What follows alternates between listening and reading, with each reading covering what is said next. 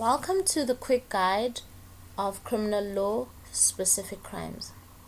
Today I'm going to be giving you an outlook on the following study units.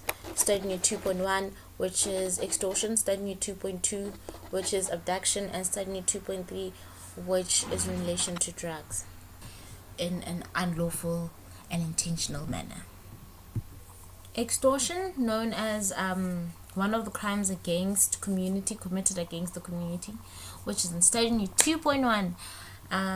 Let's get to know more about the nature of the crime. Basically, remember that it's a Roman Dutch law crime known as concussio, and back then what made it that was the fact that advantage could only be of a patrimonial nature. What I mean by patrimonial is that the nature of the advantage could only have commercial value or economic value, and present day the very same crime is known as extortion. Now any kind of advantage, whether it's patrimonial or non-patrimonial, constitutes extortion. What is extortion? What kind of crime is this? Basically, it is when a person unlawfully and intentionally, never forget that, obtains advantage from someone else by subjecting that person to threats which pressurizes them into handing over the advantage. And the elements are very straightforward, right? Acquisition, taking of an advantage, that's the act, taking the advantage. Basically, to complete the crime, right, Y has to hand over the advantage to X, or X has to acquire the advantage. And the second element is the advantage, or we can call it the benefit, right? So the advantage, like I said, could be of a patrimonial nature or a non-patrimonial nature. And a non-patrimonial nature, for example, is like sexual gratification. So this reminds me of a case, S versus J, where the accused threatened the complainant and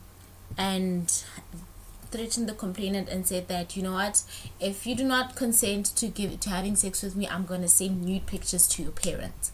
So that on its own, there's no money there, but he threatened the complainant into doing something of which she was never going to consent to.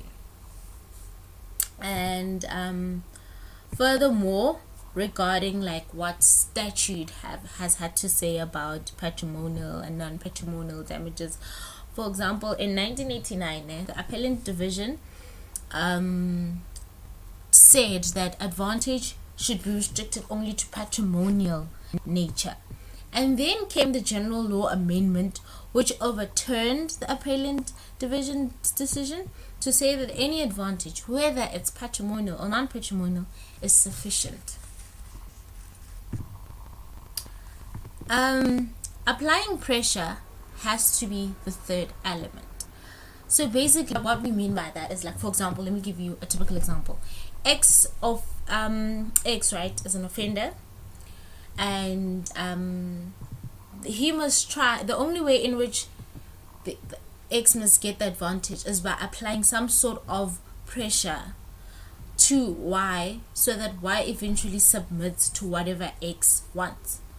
And some ways of applying pressure could be, for instance, when Y feels like there's going to be imminent bodily harm, or maybe X threaten that a third party, maybe the spouse, will get hurt or will suffer. And then we have another element, which is causation. Basically, there must be a link between the threats or intimidation and X receiving the advantage. So X cannot just receive advantage because he genuinely had a good smile on his face. The only way to constitute extortion is by the manner in which you get the advantage, and there has to be threats or intimidation involved in accumulating the advantage. And then the last two elements, of which you'll find everywhere, I promise you know this in your sleep, is unlawfulness and intention. unlawfulness, basically the threat should be of an unlawful or illegal nature. So right, justified threats are like, for example, if I find that you stole my phone and then I say to you, sir, I am gonna arrest you because I know you stole my phone. Well, that's not an illegal threat, because reporting you to the police is actually not illegal. And then the intention would be, for example, that the offender must be well aware that they want to inflict threats by use of words or conduct of which they intend that those particular words or conduct will result in you submitting to giving away the advantage, and the offender has good knowledge that they do not own, or they are not rightfully entitled to that advantage of which they're seeking in an unlawful and intentional manner.